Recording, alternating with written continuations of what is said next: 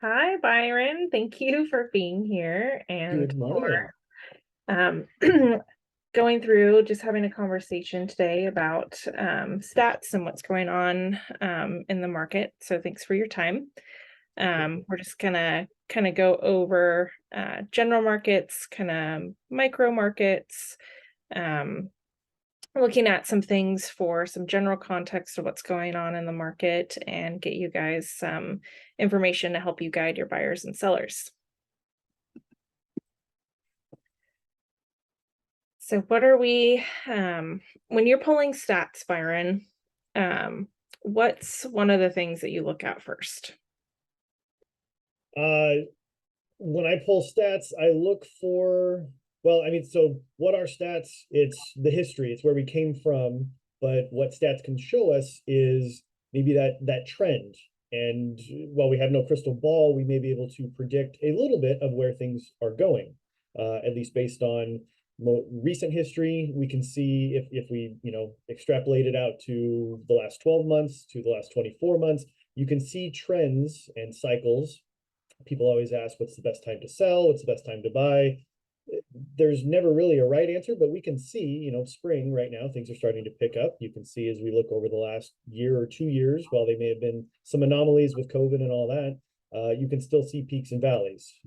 So you can educate your clients on, um, again, some historical trends and what we may be looking for, and then again more recent trends, the last month, the last 3 months, 6 months, and we can kind of see where things are trending, whether we're on the upswing, things are starting to take a bit of a dive, or a dip, calming down. So the short answer is I'll look for trends. I'll look to see what the last month, what the last 3 months and 6 months have been doing. Uh, Compare that with what those months are. Are we looking as we're going into the fall? Are we coming into the spring, summer? What time of year it is? But I'll just look to see. I love line graphs, and I'll look to see which direction it's going, or is it staying flat, and kind of make decisions a little bit based on that. Okay, well, let's take a look at maybe what's happening in the market um, more in the last 30 days and then kind of look at what it's been doing since March last year at this time. Can do. I do have some stats pulled up. Let me share screen here. Yeah. Um, can you allow me to share my screen? Yes, I can. Let's see. Byron. And we'll look at some stats. I will show folks how to get these stats. They're super easy, and it's all Northwest MLS provided. And if you don't have a ton of time to pull stats, if you get a call from a client and you need to hurry over to a listing presentation, hopefully you've had some time to prepare for it. But if you need to pull something quickly, somebody's on the phone or they're going to call you in an hour and chat about something, Yeah. super easy ways to pick out some ready-made stats, that you can at least sound knowledgeable about the market. Nice. Okay, so this is telling me um it's saying host can you does it look like you can share right now? Looks like I can now. Okay, perfect. So let's try this. Great.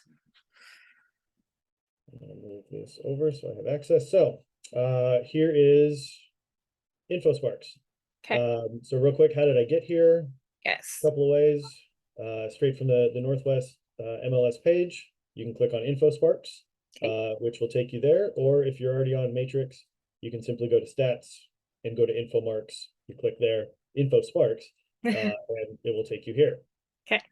I've added a couple of locations here. Normally, when you start, you have just one tab, and it's going to say entire MLS, just like this. Okay. That's not what we want to look at. So in order to find something new, if you have a buyer who's looking in North Tacoma, or you have a buyer looking in Puyallup, whatever it might be, Mhm. you can really break it down by city, county, any of the, you can really fine tune and hone in on where you are. Again, pull different offices, see what different offices are doing or what different agents are doing. But that's how you find a new place. You can simply scroll through. You can search by area, zip code, any of that. So I've just kind of pulled a few here, all of Pierce County, UP, and then sort of the North Tacoma Proctor-ish area. So we can just see what these different numbers are doing. So once you have that, if you can really fine tune it even further, as far as if you're, let's say you have a buyer who is, let's say you're looking in sort of the Proctor area, you can look for their budget, and all of these are customizable as well. So again, if you just want to see what the market is doing, if you want to see what University Place is doing as a whole, you can keep it as open as possible with all your price ranges. Property types, typically, you're going to go for residential. You can include these if you want to and search for just a couple. You want single family homes and condos, fine, you can do that. If you're searching for specific bedrooms, lot sizes, again, previously owned, you can exclude waterfront if you don't want that to kind of skew your numbers, if you wanted to have that option. But otherwise, you can just keep it on all of them, residential, and then it's going to give you, so long as we're all on the same thing. So that's the other thing to think about if you're going to be comparing different data points and data sets. You want to make sure that they're all comparable. Residential, previously owned, residential, previously owned. So that way you're not skewing your numbers and you're including something in one data set that you're not including in another set. And so here is our, here's our data. Okay. So we can see over the last year, and these data points are monthly. And again, these can also change. So you can really just fall into the weeds with this. You can spend hours doing this. You can look at longer trends for the last 3 years, and then you can have sort of rolling points in your data set. The longer you expand it out, the more, say, flat it's going to look. If we want to look at the last 5 years, you can really see how you can change numbers. Math is math, numbers are numbers, but stats, you can kind of skew things a little bit. Not that that's what we're trying to do, but it's always interesting what you can do with how you affect numbers and affect the change. Again, I think we saw the video earlier this week about changing a graph, changing the y-axis, and how that's going to change things. So again, the data sets that you use and how you switch your points around can give you some different numbers. But here's the most specific, hyperlocal, granular look at it is within the last 12 months, the last year, monthly data sets, and we can see kind of how things change. Yeah. So we're up a little bit in 98406 from last year. We are. So you're looking at so we're at March. So February of last year, we were sort of sitting at a median sale price at around 570. February of this year, we were at 560. So roughly the same, but now we have jumped up to 690 now for last month, for March. Yeah. As opposed to prior year at 595. So things are things have jumped, $95,000 as far as the median sale price. And again, if that's shocking to you, or if that's something that maybe that's a bit of an outlier, I don't think we have the time here for this video, but we can really dive in and you can start pulling individual numbers. You can go back looking at reports and figure out maybe there was a massive sale that skewed that one way or the other, or some sort of anomaly. But otherwise, across the board, we are seeing increases. So in University Place, things have jumped over the last month by about $30,000 or so. Pierce County stayed relatively flat as a county. I think $50,000 dropped, but relatively equal. Yeah, something in Proctor has really increased over the last month. But as a year over year, according to last year, things are up in general for that area. And so in general, generalities, people talk about Pierce County stats, King County stats. And what you really need to be looking at is a really micro stat for what your specific client is looking for, because North Tacoma is different than East Tacoma, is different from Sumner, is different from Puyallup. So you really have to get into specifics of where your clients are looking and understand that data. So when somebody asks you, how's the market? How do you respond to that? It depends on who's asking and what they may be asking for. I've had some military clients moving in from, PCSing in from out of state, asking how's the market. So my answer to them is, well, where are we looking? So some of those early conversations, are they looking, at King County? Are they looking at the peninsula? Are they going to be stationed over in Bremerton? Are we looking at Kitsap? Are they going to be at JBL? So where are we looking? And then that's where the county stats come into play. Sort of that is umbrella answer of, well, King County is looking like this, Pierce County is looking like this, and then once we kind of decide that, we can get a little more specialized. If I'm working with a buyer and I know that we've been together for maybe a month, or we're just starting, say, the pre-approval process, and we're starting those early conversations, obviously I'm going to be asking where they are looking. So if it's like, well, I'm looking between Puyallup and Auburn, I'm kind of bouncing between those. Well, then great. That's wonderful. I can pull those city specific numbers. We can kind of compare those. And then just for points of comparison and kicks and giggles, I'll pull Tacoma stats and maybe Federal Way stats and a few others in the surrounding areas, just to have those points of reference of, you're looking in Puyallup, that's great. Here's what Puyallup is looking like compared to maybe some other surrounding cities. And then if they really like all right, what, Puyallup's looking really good, actually, then we can, again, go for zip codes within, different areas within, and really fine tune what they're looking for, and really show them these numbers. Okay. Let's go ahead and add in Tacoma and Gig Harbor. Just in general. And if you can think of any other cities, and then maybe let's take 98406 out of there and just do some general cities. Sure. Let's do Gig Harbor.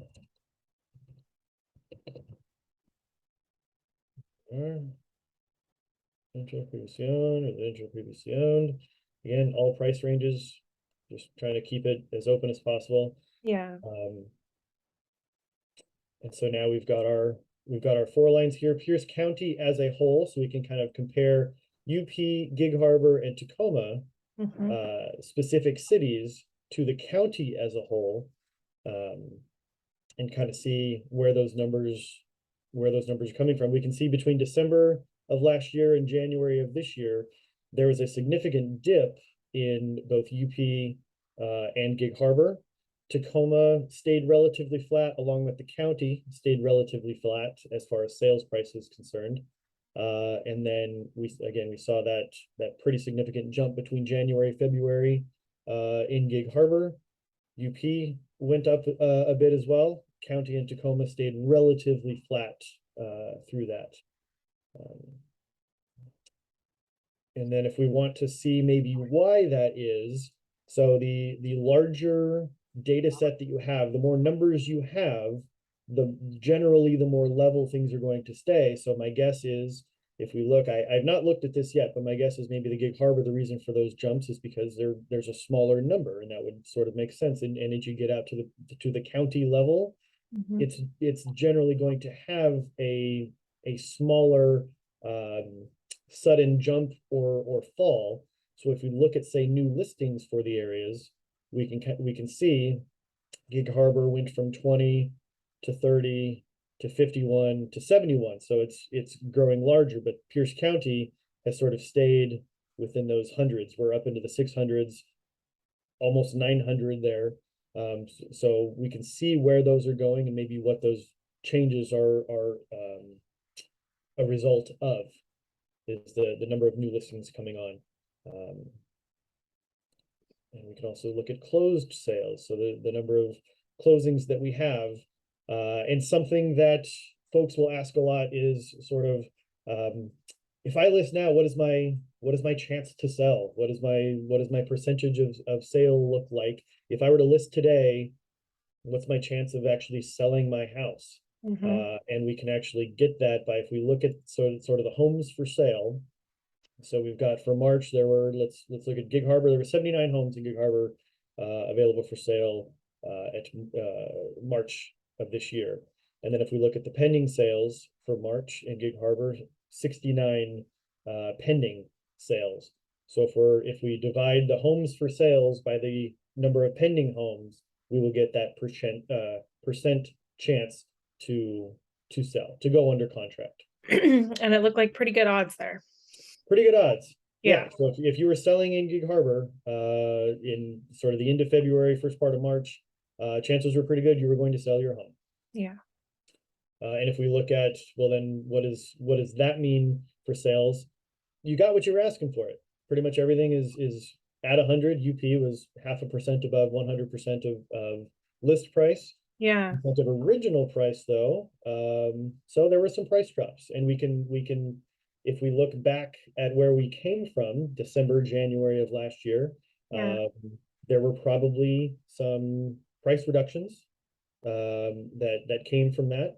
But then that final list price, they got what they were asking for it after those price reductions that came from the slowdown of last year. And let's look at last year, what the percentage was. Last year, so we're looking at March of 22. Yeah. We are anywhere from 5 to almost 7% above the original price. Yeah. So it was, and another thing to look at, we can look at days on market.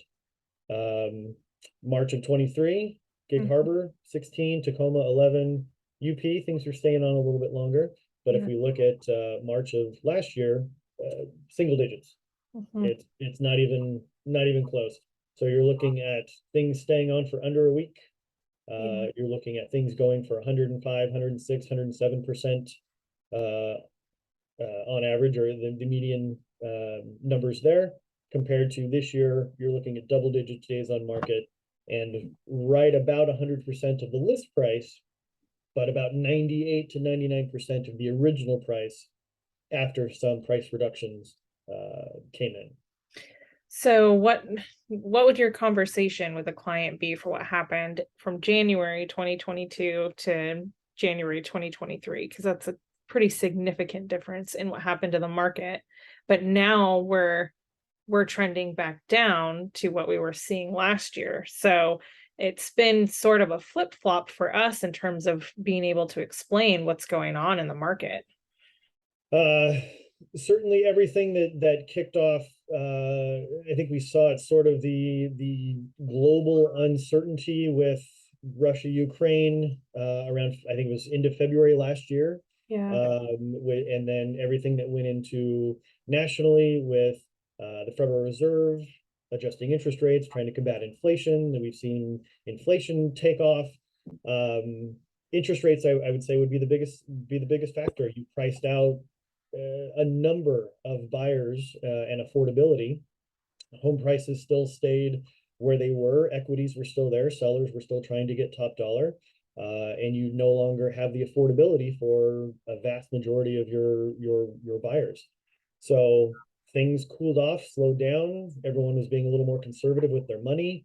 And as lenders have gotten creative with buy downs and making these products, these mortgage loan products more available and more affordable for buyers, things have started to level out. Buyers, I think, were waiting for interest rates to go back down to the 2.5%. We're not going to see that again. And I think the realization has come in that if I can lock in something for 5.5%, 6%, that's wonderful. So the education that we can provide to our clients, this is where it's at. We've got some great products, some great lender contacts that, can provide you a 2-1, 3-2-1 buy down. Maybe it could even be seller paid. That's the other thing that we're seeing is concessions, seller concessions for whether it be closing costs or a percentage back to buy down. And that's where agents are getting creative as well with if we're affordable enough with our price points. Maybe we offer a little bit over asking, but we're asking for that back, that overage, we're asking for that back towards the buy down. So the seller's getting what they want. Our buyers can afford it, and then they can refi a little bit later at a better rate. But it's all the negotiations are back is the short version as well. It used to be the buyers were backing up with their truck of money and said, here's all my money. I'll let me have your house. Yeah. And now there's some conversations that are being had between the sellers and buyers to negotiate a win-win for everybody. So Yeah, which is a much healthier balance for a win-win for both parties than it was before. And quite frankly, I like this market a lot more than I did the past market. And I've heard that from some other agents. And I was just confused how people would, um, wouldn't want to pay a higher interest rate, but they were willing to pay um, thousands, tens of thousands, hundreds of thousands of dollars over list price um, for a home. So that sort of balanced out, but I'd rather be at a fluctuable uh, interest rate than be paying, be underwater in my house. absolutely. We're seeing, the last couple of years, everyone would ask, should I buy right now? Like home prices are wildly expensive, but I can afford it because I can get, a 3% interest rate. So that's fine. And my answer was typically, well, if you're going to be in your home for a while, if this is a 5 to 8 to 10 to 12 year plan of buying this home, you're going to be here for a bit. Absolutely. If you're gonna buy and move in 18 months or 2 years, I mean, it's your money. I would happy, I'll work with you and I'll help you buy a house, but just keep in mind that this is the top of the top that you're buying into. And while we're still seeing appreciation and there may be some equity left, you're you're buying into the top. And we may not see that in a year, and that's that's the case that we're seeing is home prices are still there, but those that paid 50, 70, 100,000 over asking, they're sort of pre-buying all that equity that they're getting, and the home may have appreciated to that at this point, but they're not seeing that investment that they had hoped for. Right. So what would you say to a buyer who says, like, we kind of want to wait and see what's happening in the market before we buy? I would show them sort of these numbers as far as sales prices. I would show them the new listings, and as we're seeing the rise in new listings and how things are trending back up. And I would show them sort of the pending sales and closed sales as far as we're seeing more things come on the market, but so that line is going up, but we are seeing our pending and closed sales lines also go up, meaning that the amount of new homes that are coming onto the market, there are buyers there for them. They are not sitting on the market. We're seeing days on market. Look at that trend down significantly in the last 3 months. So homes are coming onto the market. That's great. We're getting more inventory. It's simple economics at this point, supply and demand. We are seeing more supply come onto the market, but at the same time, we are seeing the pending sales and closed sales line also increase at a similar trajectory. So we're looking at the new homes that are coming on are getting snatched up by buyers who are there and ready to go. So if somebody's saying they want to sit around, you know what, I'm not sure yet, I want to wait. Okay, that's understandable. Let me show you where we've been looking at, last year, the days on market, all the competition we just spent the last 5 minutes talking about, and look at where we came from, the slowdown. Yes, interest rates are high, but if you're able to buy during that slowdown, you probably got a pretty good deal and maybe got your rate paid down a little bit, and you can always refi when an attractive rate comes in and lock that in. But look at where we are heading. We are heading back to a more competitive market. It's still a fairly balanced market. I think sellers still have the equities. If they've been in their home for a while, still have equities, so they're not losing out on much. Interest rates are, from everything we've heard, have peaked and should slowly start to trend down, but competition is there. Shows to pending and shows per listing is another good stat that I like to see. if my internet likes to work, and pull the numbers, but we can see it's a good thing to show a seller as far as how many, what is the marketing involved once I list your house to sell it, what does it take to sell your home? And I don't know why it's not coming up, but the shows depending and the shows per listing are great to see that, as far as in order to go under contract, your home, here we go, your home needs to see shows per listing. This is something I would show to a buyer. So to jump back, since my computer is being weird, looking at shows per listing in December, say in UP, we were looking at 6.1 shows per listing. Gig Harbor was only at 3.8, but now University Place 17. March had 17 showings on average per listing. If I'm working with a buyer, I'm going to tell them that and say, if we're looking in UP, last month there were on average 17 showings per listing. That's all your competition. The average of those 17 showings, those are other buyers looking to buy the properties you are looking to buy. And then if this one pulls up, there we go. This one seems to be a little all over the place. I guess UP was a bit of an outlier there. But shows per to pending, this is what I would show to a seller and say, this is the marketing that's involved with what it takes to sell your home. This is how many people need to tour and show your property before we go under contract. So a couple of other good stats to look at for the shows depending, I'll show to a seller. Shows per listing, I will also show to a seller, but I will show this one to a buyer and say, if you want to wait, that's fine, but just keep in mind, if this continues to trend upwards, more and more and more showings are going to be happening for properties that you were going to want to buy, and that, again, that's your competition. We look at a year ago to March, we were kind of right about the same. Looking at February of last year, we're almost, we're over 20 in a couple of data points there. Yeah. So, and how did that correlate to days on market? So how many days on market for that number of showings? Yeah, that's insane. Yeah, so you're getting. I had buyers around this time that we started looking at the end of February. We ended up buying in April, which was another one of the peaks. But we had a day of showings, and our first showing, I think, was on a Saturday at about 10 a.m. And it was a full day. They were from out of town.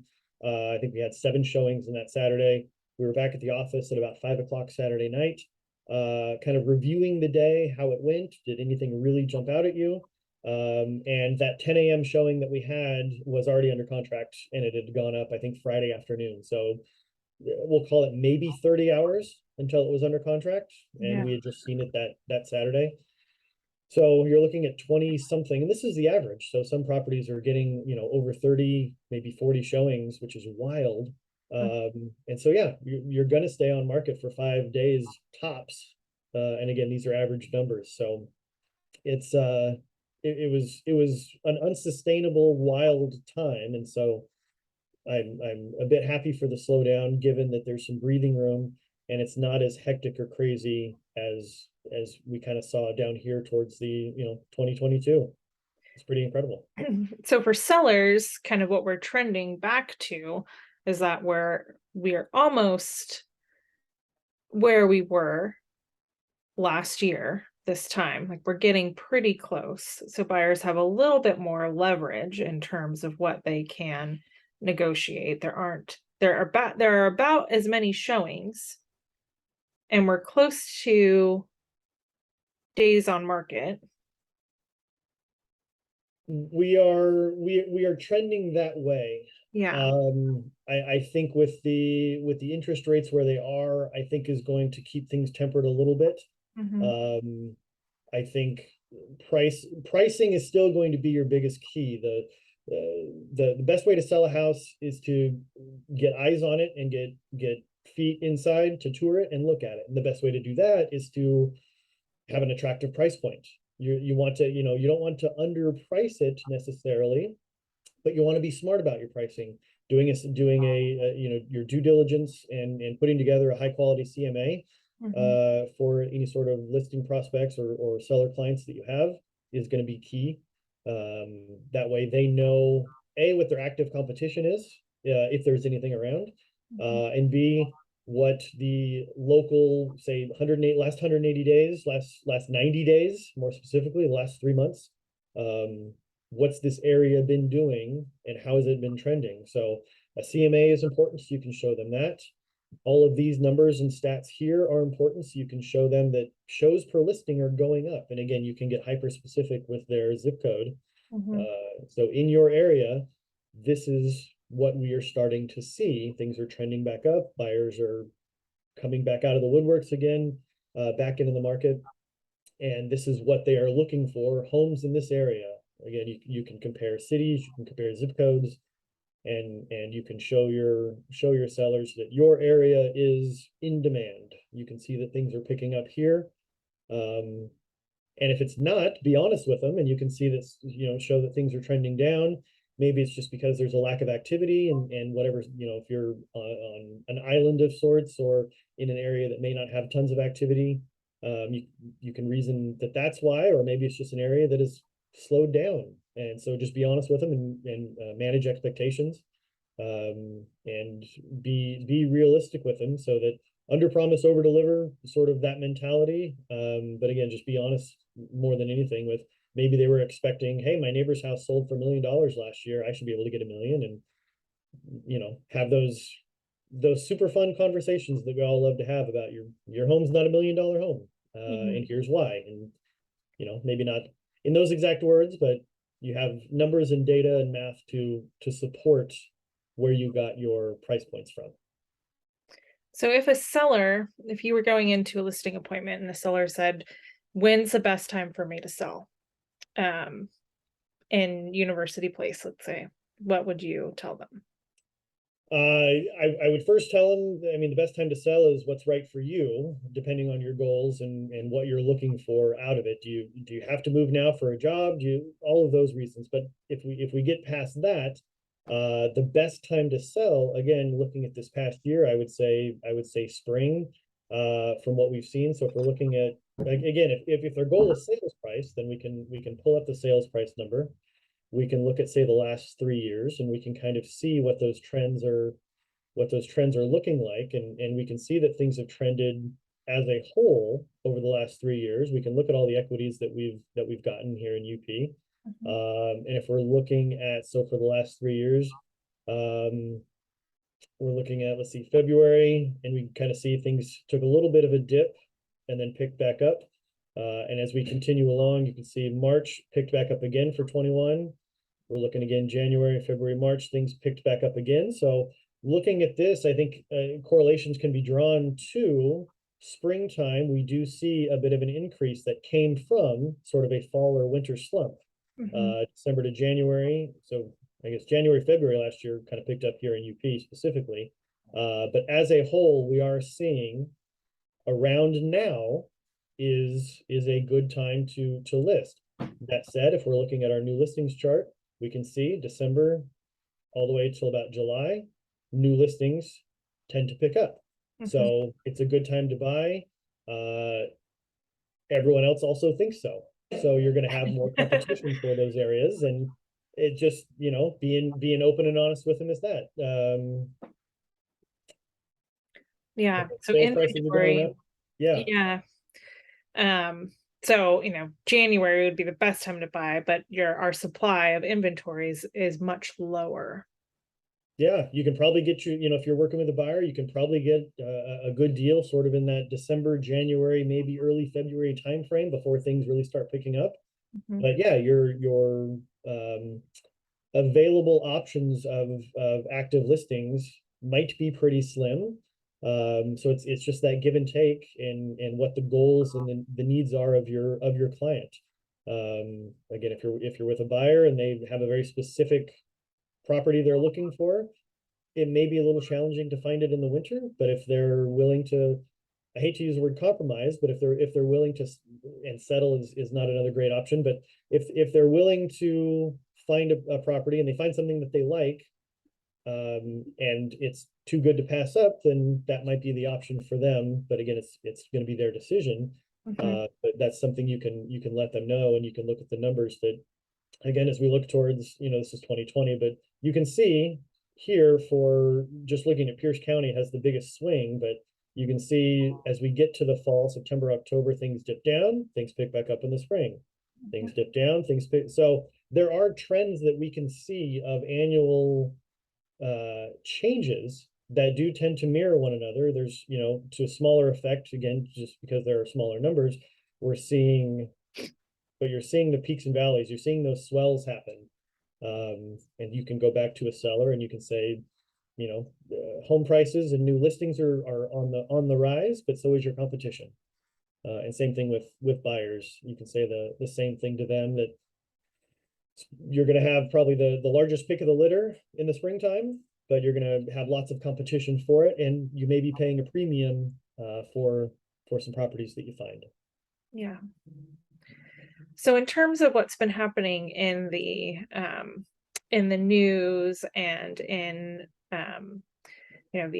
all of the speeches that the economists have given about what's happening in the market, or what they predict to happen for this year, how are you seeing, like, looking at this data, are you seeing that align, or are you seeing that be a little bit more micro to our market? Because for me, I'm looking like, yes, we did dip, but things have been pretty stable outside of really end of Q4, beginning of Q1.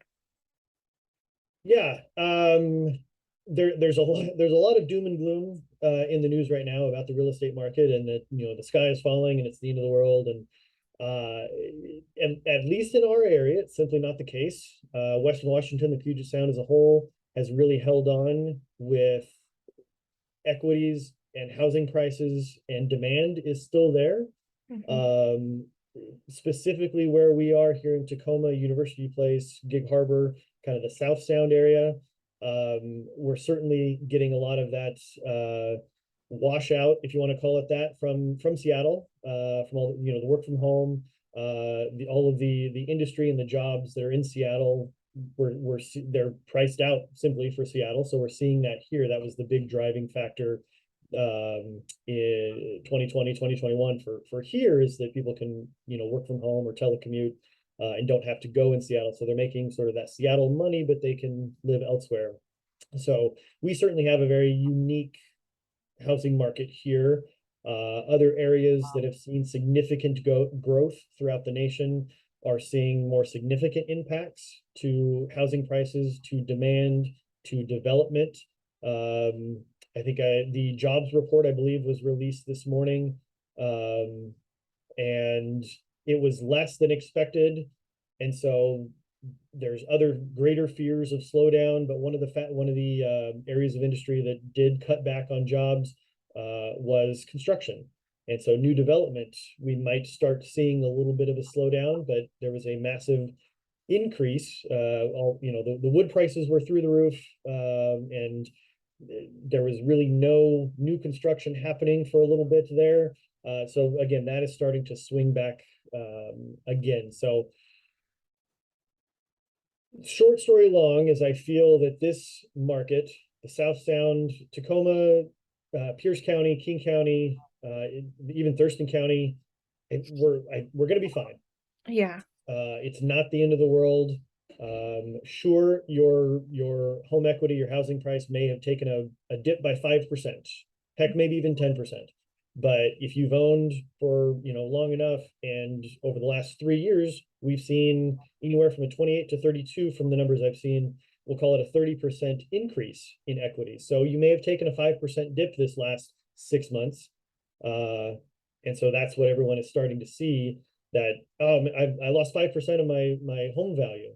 Well, sure, but over the last 24 months, you've gained 30% in your home value. So I'll take a 25% net increase any day. So I think we're still going to be fine. I don't see housing prices dropping substantially. And then once interest rates sort of get settled out, and that becomes sort of the new norm that everyone is comfortable with, I think we're gonna be just fine. I think so too. For just to take a look at, why don't we do Tacoma versus Seattle? and just kind of see what's trending in those markets. Cause I feel like we have a lot now with people being able to work from home, you definitely can get um more house for your money in Tacoma versus Seattle, but there are some trade-offs, and I feel like there are a lot of first-time home buyers um that work for, are employed in Seattle or on the east side Mhm. that would like to live in Tacoma that don't have to commute. So we're seeing lots of those people sort of try to figure out where, cost of living versus quality of life and what do we want. And I feel like I'm having more people ask me where they should, where's the best place to buy for them in a very large, in a very broader sense of the Seattle Tacoma area. Sales median sales price. I've pulled it up. Seattle is the orange line. You can. It's pretty significant difference here. Mhm. Between Seattle and Tacoma, you're $500,000 apart. Yeah, Uh, you're 455 here in Tacoma and 900 in Seattle as of March for the median sales price. That's not an insignificant jump. yeah. Um, in a Let's different place. change. Can we do Pierce County, King County, Seattle, and Tacoma and kind of look at those, um, look at the counties overall and then sort of look at the cities. So we've got green and orange here is King and Seattle. Okay. And then lower than that, we've got Pierce in blue and Tacoma in purple.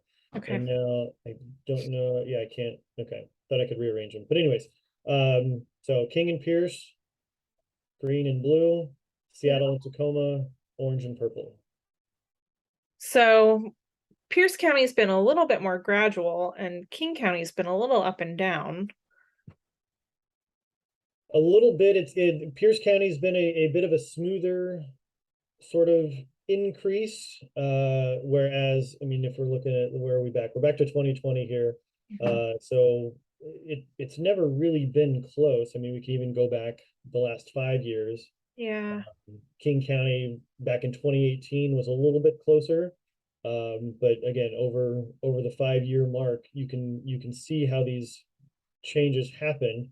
Looking again into the 2020 start of 2020 was already on the rise, and then just continued throughout all of 2020 into sort of mid 21 with an increase. We saw a slowdown and then just another significant increase right at the beginning of 22 before things dropped a little bit. But as we get to the end, we can see King County and Seattle itself is starting to pick back up, Mhm. whereas Tacoma is picking up a little bit. Pierce County as a whole is remaining relatively flat and still down from the peak that we saw in first part of 22. Mhm. But again, between the two, if you're just looking at simple affordability and you just want one number to show them, you can just look at median sales prices, and you can see the gap and the discrepancy between these two counties. Yeah, that's pretty significant in terms Yeah, of value.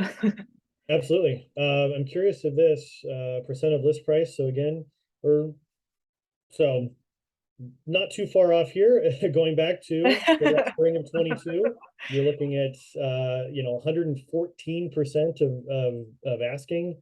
Yeah, But now people are getting what they're wanting, or at least for what is listed for. in both. Um, And it looked like Seattle dipped a lot lower in that last slide than yeah. um Tacoma did. Yeah, that dip there.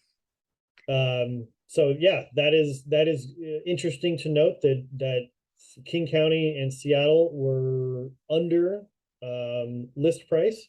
But then Mhm. again, you go back to what was list price. Well, it's probably 500,000 over where anybody else was. Right. But we're looking at those prices when it took the dip. If you're buying in Seattle, on average, you're spending 800,000. If you're buying in Tacoma, a little over 400,000. So Yeah. if you're going to get 98% of an $800,000 house as opposed to 100% of a 430, Mhm.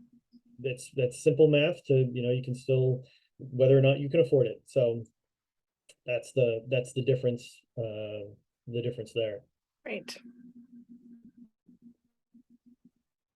um curious about listings as well. So King County, tons of listings coming on. You can really see the increase in their market. So if you have a buyer looking in King County, they were all some, 354 in Pierce and 497 in December of last year. But now looking at the difference, there's about what is it? Just about 1,000 more, 960 or so more listings in March that came on in King County than did Pierce County. So you've got a lot more opportunities, a lot more supply to choose from if you've got a buyer. Again, they're gonna likely, and again, this is county-wide. So if you do have a buyer for King County, make sure that you're breaking it down specifically by the city or the zip code or the area that they're looking for. Yeah. Looking at just a King County number can be a little scary because I think Seattle's going to skew that a little bit. You're going to have your Medinas and your Bellevues and those areas sort of skewing some of those numbers. So Right. make sure that you're really targeting in on where they're looking. But yeah, as a whole, the King County is really increasing. Okay. And then again, looking at those pending sales, also trending upwards. So the buyers are there for it. So it's not like there's a million houses coming on the market and they're just sitting there and nothing's selling. Yeah. Everything is trending upwards as well. So more properties are coming on, more supply is available. And at the same time, the buyers are there for them too. So What does days on market look like? down. So Yeah. the new homes that are coming on are getting snatched up and they're getting snatched up quickly. Yep. So we're right back. We're right back to last year. Pretty much. Yeah. Yeah. We are, yeah, you can look at over again, this is the last 5 years. You can see those peaks. So in 2019, we jumped up again. 2020, we jumped up again. Sort of in those fall timeframes of days on market, things are staying on longer. Yeah. Fall timeframe, staying on longer. Even a bit of a jump here between 20 and 21, a little bit between 21 and 22, not much, but still, it's still there. You can still notice that there is that sort of fall slowdown followed by a spring increase. And sure enough, we are we are seeing a very significant fall slowdown Yeah. this year, and then a spring decrease of days on market. So we are into that increase of buyer activity, more houses coming on, more people ready to buy them. Yeah, interesting. So the spike there with days on market in January of 2020 had to have been COVID, but I can't think of what would have caused that to happen in January 2019 because the market felt pretty strong then. Yeah, I mean, if we go even further back, and there we are again. So we're looking at the end of the year. Yeah, It's just the January. natural cycle of the way things go, and we can see that except for in 19, that is a significant peak, but Yeah, over the trend of the last 10 years, that peak has gotten smaller and smaller. yeah. So while things are slowing down, it's not as significant as the year before. Although in 2019, King County saw a massive spike there, as did Seattle did as well, and maybe that was the big piece of it. Pierce County and Tacoma itself really wasn't insignificant, or really wasn't that big of a difference between 2018. A little bit smaller and going into 2020, and then obviously the last 2 years have been relatively flat for the area. So if you were doing much work in or around Seattle or in those areas in King County, you might between 2018 and 19 have noticed a more significant slowdown. But we didn't really appear to have that here in Pierce County, and Tacoma itself was relatively equal to the years prior. But we're right back where we were with just close to single digits there for days on market. Yeah, it's a pretty steep up and then drop back down. Very much so. And that was right around this time frame. There was a lot of that doom and gloom and the fear of, wow, the market's crashing, it's over. And the office was aware of that. Patients made us fully aware of what happened with where the market was going. And yes, there is a slowdown, and it was certainly felt across the board. Yeah. At the end of last year, start of this year. but we can see how quickly things have dropped back down to where we are. In just 3 months, we've gone from, over a month on average to a week and a half-ish on average of days on market. So in 3 months, that's a big change. Yeah. So so the conversation that we were hearing really was that the market is shifting, and what we're really looking at is that the market is bipolar, and we're just trying to hold on for the ride and That's it. try to continue, so it's really important to continue to look at this data, and really look at what's happening in the market, because the changes, just the yo-yo of what's happened in the last 6 months for us, we can't prepare for that. We don't have a crystal ball. And this really helps us show our clients, that we can't predict what's going to happen, but we have to show you really 30 days, 60 days at a time if you're going to list your house. This data and the facts really are going to help us have that conversation, because it's really hard for us to sort of gauge, what was going to happen with interest rates, and all those lenders having the products for us to be able to give them some leverage with the interest rates to be back at where we're at now. Absolutely. And again, taking stats and graphs and charts and all of that with a bit of a grain of salt. Because again, if we were to just look at a year and you're looking at this number, and if we're sitting in, middle December of 22, or even first part of January when the December stats come out, and you're looking at this trend upwards and you're just seeing it go up and up and up, and even in, let's say, first part of February when the January stats come out, you're looking at this and you're seeing we've gone from, in the summer we went from a week, and now we're at Christmas time and we're looking at a month. That's a significant change, and you might be thinking that we are in for a world of hurt here. Yeah. But if you pull it back out and you look at that sort of 10-year, you're like, well, historically, this is what it does. This Yeah. was a significant and a larger increase in a short amount of time, larger than we've seen over the last couple of years. Mm-hmm. But going back, it's what happens. 2016 in January, we were looking at almost a month on days on market. Well, in 2016 in May, we were about a week. So it's what happens. But if you've got the blinders on and you're just looking at a very short term data set, yeah, right about this time you get a little freaked out that things are falling, the market's crashing, no one's buying real estate anymore. Yeah. Well, now look at where we are, how far we've come back down. So Right. Well, let's get super micro, and look at, if you had a seller coming on in, like North Proctor area. We were looking at 98406, mhm. and you were prepping a listing, and you wanted to show them comps for the area. How would you prep for a listing that way? As far as pulling comps, you Yeah. can look, so you can, if you want to see trends and stats.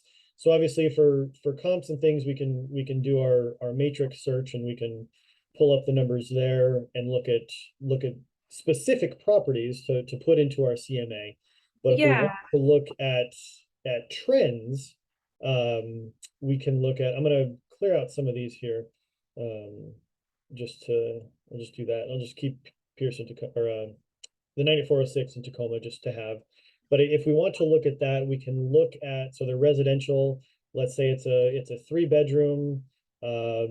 We're not going to consider a lot size. We'll say it's, if we're looking in that area, we're probably here-ish, and we can also include this. So we're looking at these two previously owned, and say it's a 2-story. Here, I'm going to exclude waterfront because there's no waterfront in Proctor that I'm aware of. And so we're looking at kind of where we are here. Well, with the numbers I've picked, there really isn't anything. That doesn't seem right, but so we can just go easy on it. We'll just do all sizes, previously owned. all sizes. And so at least we have some numbers, but again, this gives you a general idea of a 2-story, 3-bedroom property in the 98406 zip code at all price ranges. You're looking at, this is kind of what you're doing for days on market sales prices. So you're kind of seeing those trends of where they're at. So you can show them how things have, that area, the zip code seems to be increasing Yeah. for what their home may likely go for. And then at that point, you can go back in into Matrix, into Realist, into Moxie, into Present, or whatever other tool you use for your CMA presentations. And you can pull specific properties from those to put into the CMA, but this gives them a good trend of where their zip code, where their area is where it came from, where it's going, as well as, again, you can compare it to all of Tacoma. If you'd like to do that, or other zip codes, you can pull other surrounding zip codes. Yeah. We can add 9407 right next door, and we can look at sort of what they're doing. Again, for a 2-bedroom, previously constructed residential. Kind of see what 98407 is doing. 2-story, I think it was also. I ruined that. So anyways, we can see, you can compare the fun part about this is you can just play around with this for days, and kind of pull whatever stats are important to your seller. If they're curious about how long is it going to take, well, then go on to days on market, shows depending, shows per listing. You can kind of pull those numbers and compare them and put them all in one graph. I also pull my own stats from here and put it into a spreadsheet and make my own sort of graphs showing what I want. I'll put days on market, shows depending, and shows per listing in the same bar graph over 3 months to kind of show how those compare. The more showings you get per your listing, generally speaking, is going to get you a quicker contract and a shorter days on market number. So putting those together to show your seller, hey, for your area, things are moving pretty quickly, but we're still going to want to market it appropriately, and that's where you can really sell yourself and what you can offer as far as the marketing side of things. And if days on market are higher, it's like, well, that your area tends to be a little slower than the surrounding areas or Tacoma as a whole. So it's going to take a little bit more work. So just be prepared for that. And again, it's all about managing expectations so that they're not comparing themselves to their neighbor who sold in an afternoon a year ago for 100,000 over asking. Yeah. They can compare themselves for where we are now. It may take a little bit longer. We're going to have to do more showings, some open houses, some staging. You can start pulling all those numbers together. Yeah. Yeah. So when your clients are coming at you with, oh, my neighbor said that that's sort of low, and do you think we're going to get multiple offers? And so you really can answer all those questions by looking at the data. Absolutely. Yeah. So you can be prepared as best you can and be able to answer any of their questions for them, maybe even before they have them. Yeah. So Yeah, so for me, when I'm looking, the one line CMA is, I'm looking at all those numbers is sort of where I sort of, want to scale sort of what's really happening. And I was wondering if you could go through and go into Matrix and kind of look at that versus what we have here on InfoSparks. So if we did a search for all of that criteria. So we could do active, pendings. Let's maybe pull contingents also, just because we're seeing a little bit more of that. And then on solds, let's do 60 days.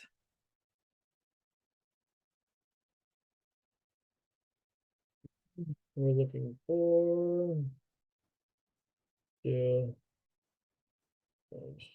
plus some of these.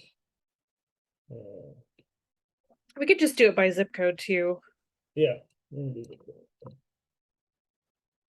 going to do residential.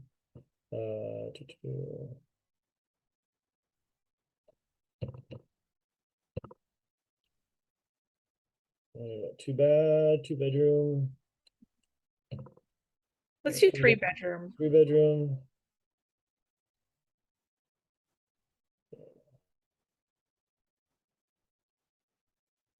So there are 8. So, and some unlisted sales, which is interesting. So let's look. So do select all.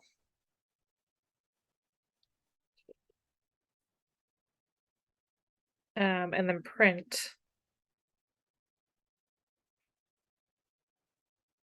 And then do more on the left there.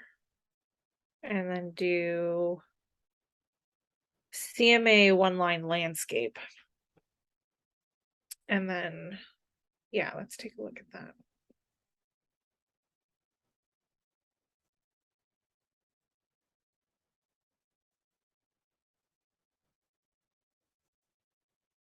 Okay.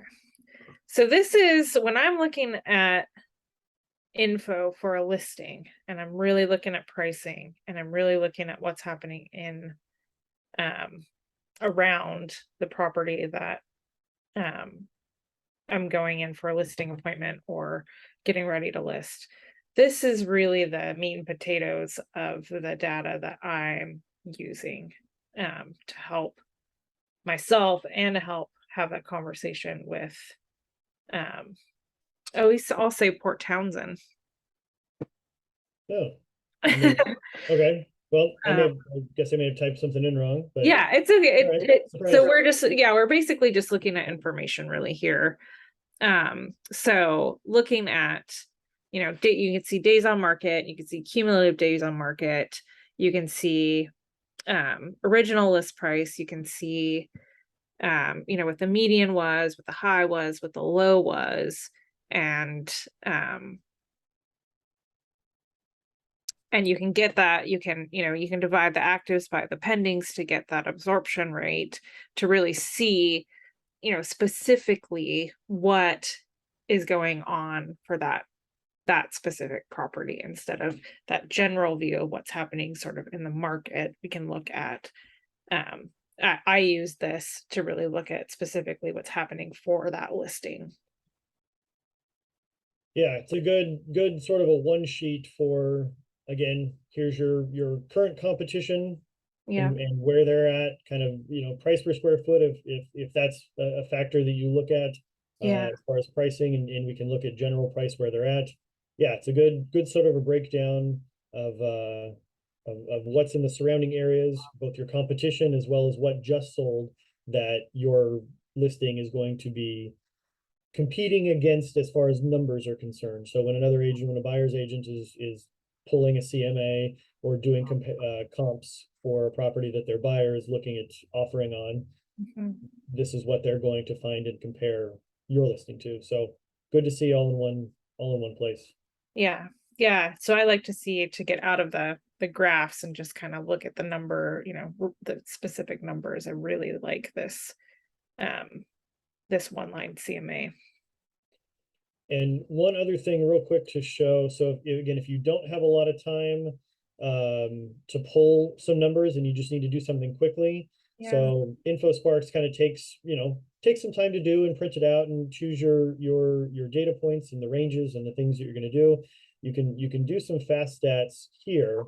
So like the local market updates that you can pull. I believe I have them here. So like the local market updates. So I put them on the wrong screen. They're over here. Looking at, so for this zip code, local market update for March, shows you March of last year, this year, year to date, listings, pending sales. This is for residential and condos, so it pulls them both. And then you've got sort of your median sale price for residential for rolling 12 months. You can see what it's done sort of year over year in this zip code compared to the entire MLS. So it just gives you a real quick, you press 2 buttons and you have this for this zip code, which is really great. And if you go into sort of the monthly indicators, you can really break it down by your area. And then when you save it, you get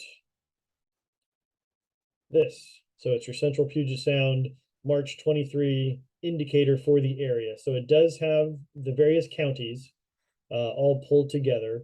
But if you have a client who is a big numbers stats person, you can use this to show them. Again, be mindful of how much info you're just throwing out there for Yeah. them. It's a lot. Yeah. But again, you can pull this. You don't have to give this to them, but you can pull this and you can pull numbers from here. You can use it as a general. Again, we can see our peaks and valleys, our trend over the last year as far as new listings coming on and how that has changed the market, percent of list price. And again, you can just spend time, however much time you have, you can see how all of this is changing. The numbers are here for you, days on market, and you can see how these change between, you know, residential and condos, and how things have changed for March 37 on average for the central Puget Sound region compared to the last couple of years. So as a whole, things is, so again, that 30,000 foot view, if you have a client asking, hey, how's the market? Yeah. You can start from that, you know, that airplane view of, well, it's slower than it has been, but, and then you can go into the more specific regions that they're looking for, whatever questions that they're asking. So all of this is here for you as well. And this is just a couple clicks. It's again a higher level overview as opposed to the more specific here compared to even the even more specific from InfoSparks. So it's however detailed you want to be on it. Thanks. All right. Well, thank you, Byron, for Yeah, your time. Again, this is great to just kind of take us through your workflow of how you pull stats. And I know it'll be super helpful to the agents in the office and help them with their clients. So I really appreciate it. And happy to help. Yeah, yeah, we'll do it again. very good. Happy Friday. We'll see you. Yeah. Happy Friday. Bye, guys. Bye.